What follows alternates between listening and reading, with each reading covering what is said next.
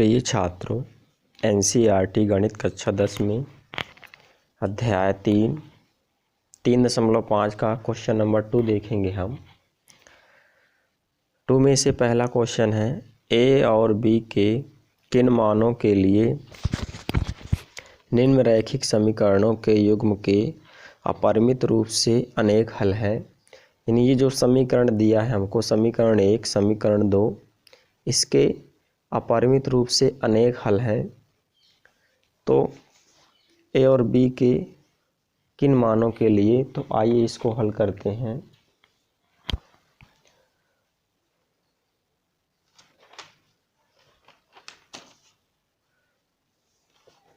तो देखिए, इसमें हम सबसे पहले समीकरण लिखेंगे। तो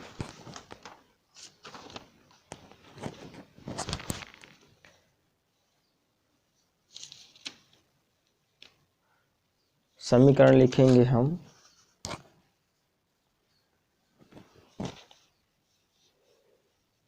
तो देख सकते हैं समीकरण है 2x धन 3y बराबर 7 और a minus b x plus a plus b y बराबर 3a प्लस b माइनस 2। तो देखिए, ये समीकरण हम लिख लेते हैं। और अपरिमित रूप से अनेक हल, तो a1 बटे a2, a1 कहला जाएगा 2 और a2 कहला जाएगा हमारा a माइनस बी, b1 3 कहला जाएगा और b2 a प्लस बी। इस तरह c1 कहला जाएगा 7 और c2 कहला जाएगा 3a प्लस b माइनस 2। इस तरह से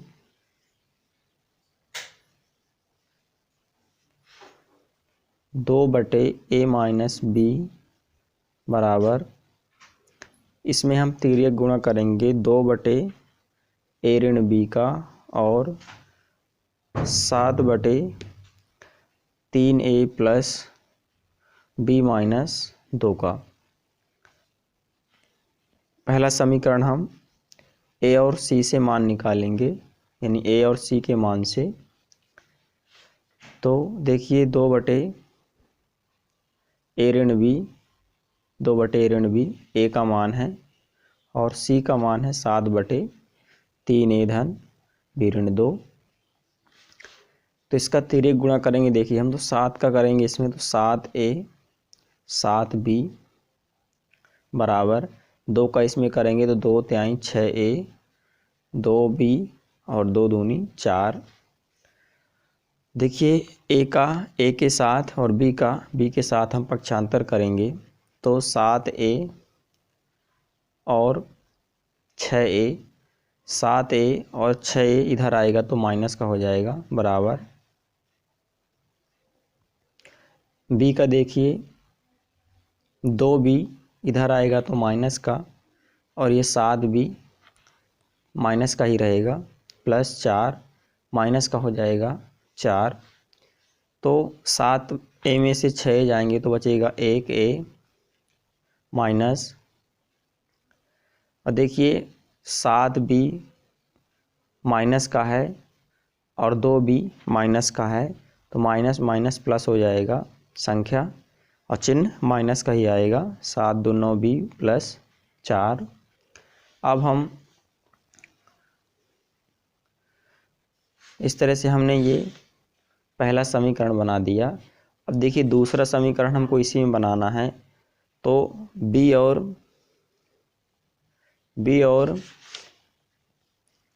c के मान में बनाएंगे, b और c के मान में हम बनाएंगे। देखिए, हमने यहाँ पे लिख लिया b और c के मान, यहाँ से 3 बटे a प्लस बी और 7 बटे, तो इसका भी हम तिर्यक गुणा करेंगे तो समीकरण हमको 2 मिल जाएगा।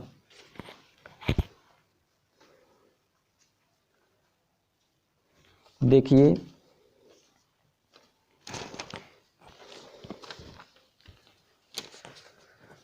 हमने यहाँ गुणा किया 7a 7b 7a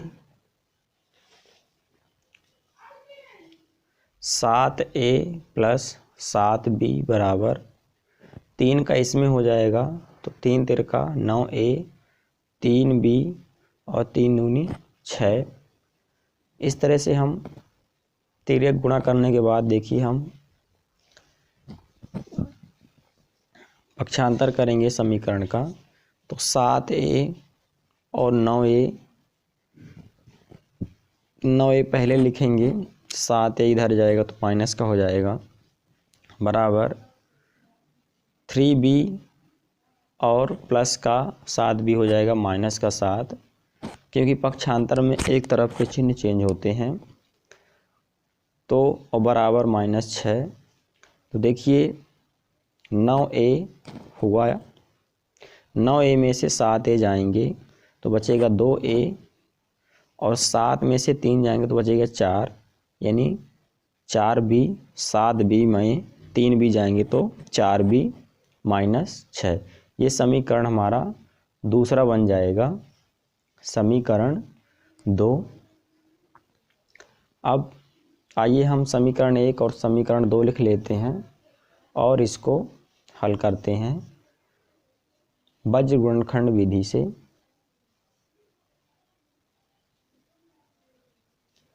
तो बज्र गुणनखंड विधि से हल करेंगे तो पहले हम समीकरण लिख लेते हैं।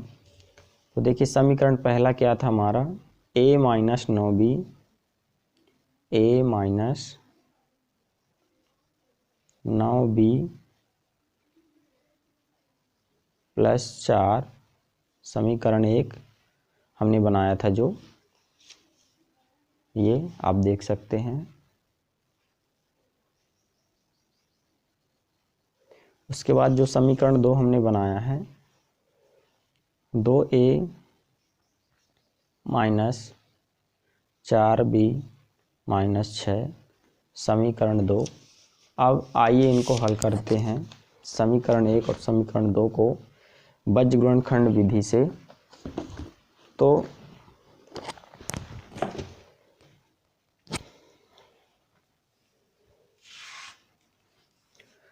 a - 9b प्लस 4 समीकरण 1 और 2a - 4b -6 समीकरण 2।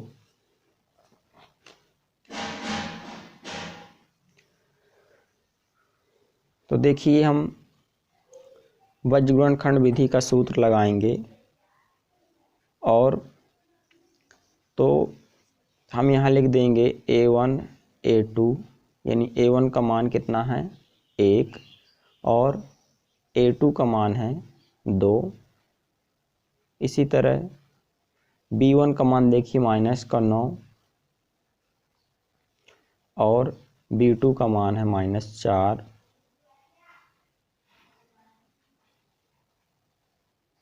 और c1 c2, तो देखिए c1 का मान है 4 और c2 का मान है -6। इसको हम बज्र गुणनखंड विधि में रखेंगे। देखिए तो पहले हम BC CA और AC में से, आपको पता होगा बज्र गुणनखंड विधि का सूत्र, तो इसको हम A मान लेते हैं, A लिखा है सब में तो A मान लेते हैं, A बटे BC BC CA CA सूत्र में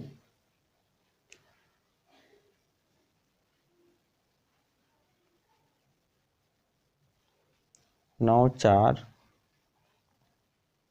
-4 मान रख देंगे हम, इसमें B में रखेंगे। देखिए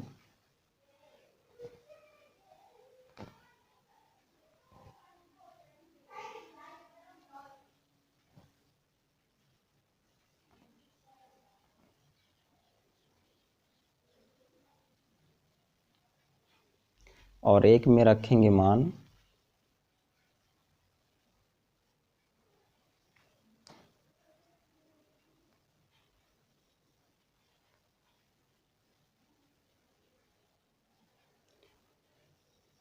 तो इस तरह से हम मान रख देंगे। देखिए अब इसका हम गुणा करेंगे, इसका गुणा इसमें होगा और इसका इसमें, और इसका इसमें और इसका इसमें, इसका इसमें और इसका इसमें गुणा होगा। तो देखिए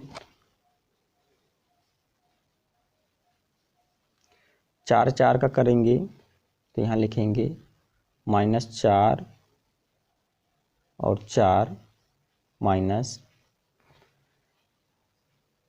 इसका हम करेंगे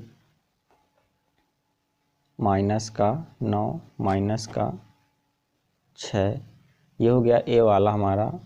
बी में रखेंगे देखिए, तो बी में पहले -6 और 1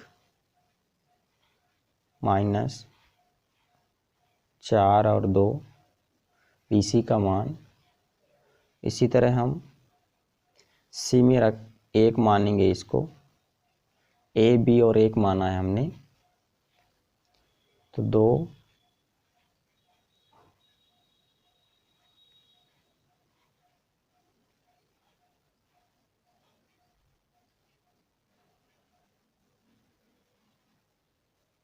इस तरह से हमने मान रख दिया। अब देखिए गुणा कर लेंगे हम, 4 ए बटे 4 चौको 16 minus plus minus, minus minus minus, minus plus minus, और 9 छक्का 54। बी में देखिए 6 कम 6 माइनस प्लस माइनस, और -4 दूनी 8। इसमें देखिए 1 बटे में 2 नाम 18 माइनस का 18, क्योंकि माइनस प्लस माइनस, और माइनस प्लस माइनस माइनस हो जाएगा प्लस, 7 चौक 1 चौके 4। इस तरह से ए बटे, देखिए माइनस माइनस हो जाएगा हमारा, दोनों जोड़ देंगे तो 6 4 10, 5 1 6 1 7। इसमें देखिए माइनस माइनस के हो जाएंगे, ये माइनस के 8 6 14। इसमें देखिए माइनस की और प्लस की संख्या घटेगी तो आ जाएगा माइनस का 14, 18 में से 4 जाएंगे तो 14 माइनस का, क्योंकि बड़ी संख्या माइनस की है। इस तरह से अब हम ए का और बी का मान निकालने के लिए इस तीसरे वाले से हम गुणा करेंगे, यानी ए का मान निकालने के लिए इसमें गुणा करेंगे साथ में, और बी का मान निकालने के लिए भी हम इसमें साथ में गुणा करेंगे, ये नियम है। तो देखिए ए बटे -70 बराबर लिखेंगे 1 बटे -14। इसका हम तिर्यक गुणा करेंगे। देखिए तो तिर्यक गुणा करेंगे, देखिए तो कितना हो जाएगा, ये हो जाएगा -14a, ये -14a और 70 एकम बराबर -70। तो देखिए ए बराबर आ जाएगा, माइनस माइनस कैंसिल, तो 70 बटे 14, क्योंकि गुणे वाली संख्या बटे में, तो 14 पंचे 70, ए बराबर आ गया 5। तो इसी तरह देखिए बी का मान निकालेंगे हम, तो यहाँ लिखेंगे b बटे -14, b बटे -14 का इसके साथ गुणा करेंगे बराबर 1 बटे -14। इसमें भी हम तिर्यक गुणा करेंगे,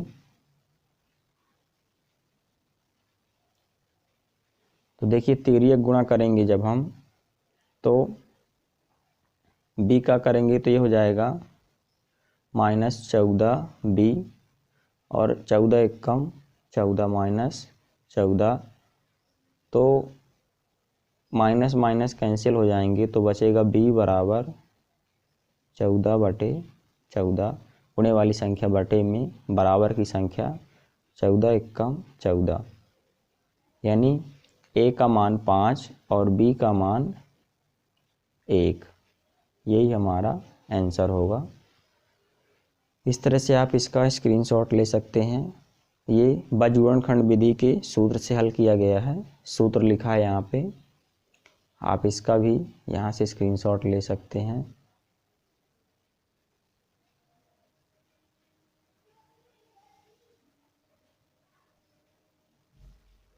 आइए इसे में हम दूसरा क्वेश्चन हल करेंगे। देखिए, तो दूसरा क्वेश्चन इसमें लिखा है,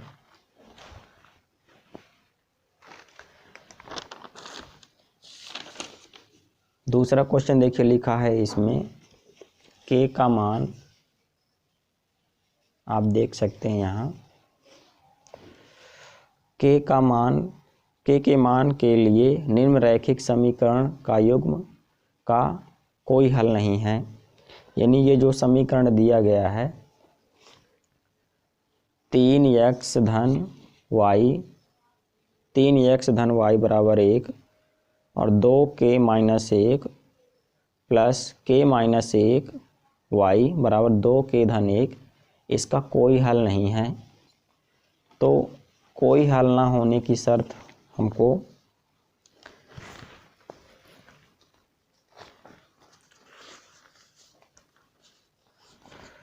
देखिए, यहाँ पे हमने क्वेश्चन लिख दिया है।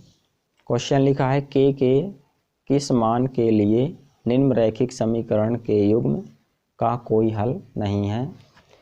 इस तरह से क्वेश्चन लिखा हुआ है और समीकरण दिया गया है 3x धन y बराबर 1 और 2k-1 x plus k-1 y बराबर 2k प्लस 1। इस स्थिति में कोई हल नहीं है, इन दोनों समीकरण का कोई हल नहीं है। ये क्वेश्चन में दिखाया गया है, कोई हल नहीं है।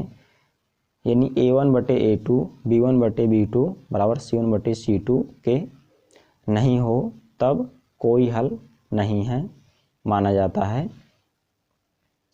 आइए इसको हल करते हैं। तो देखिए, a1 3 है, a2 है हमारा 2k-1, यहाँ हम दर्शा देंगे एक बार a1 a2।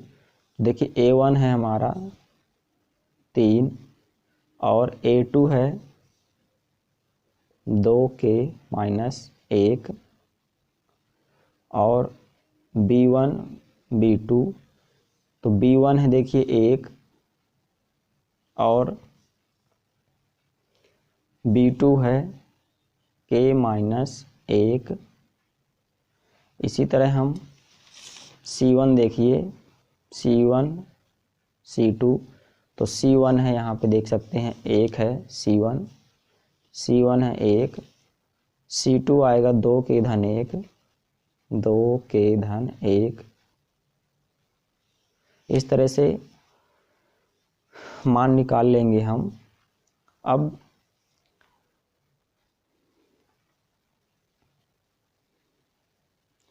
कोई हल नहीं है का जो हमारा नियम होता है, तो देखिए कोई हल नहीं है सूत्र में दिया है क्वेश्चन में।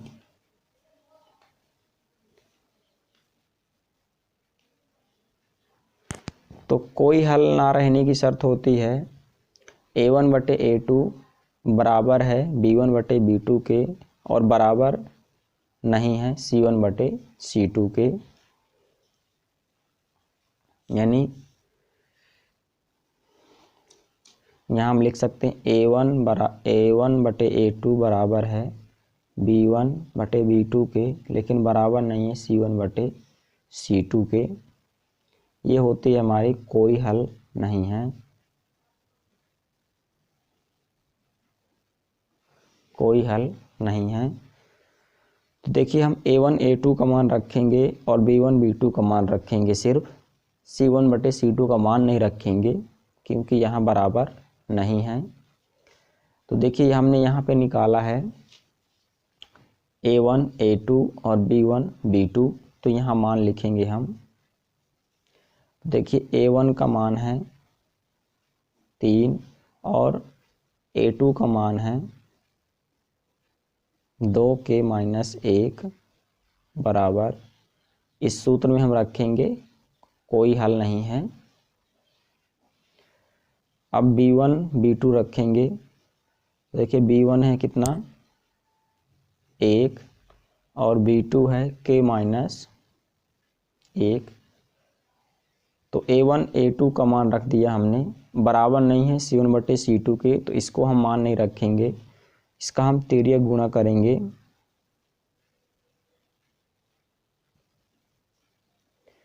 तो देखिए तिर्यक गुणा करेंगे हम, तो इसका इसमें करेंगे और इसका इसमें, तो देखिए 1 का इसमें हम करेंगे जब गुणा इस वाले में,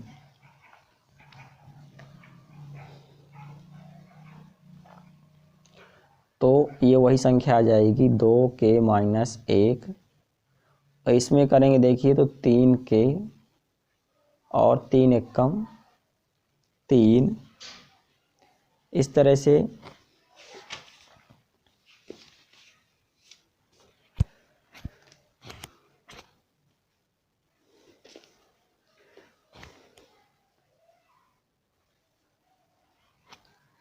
तो देखिए 3k में से 2k चले जाएंगे तो सिर्फ बचेगा k, पक्षांतर कर देते हैं हम, 3k-2k बराबर, इधर का माइनस का 3 इधर आएगा तो प्लस का 3 और ये माइनस का 1, तो देखिए 3k में से 2k जाएंगे तो बचेगा 1k, तो k बराबर 3 में से 1 जाएगा तो 2, यानी जो k का अभिष्ट मान होगा, k का अभिष्ट मान 2, यही हमारा आंसर बनेगा। इस तरह से आप क्वेश्चन को हल कर सकते हैं।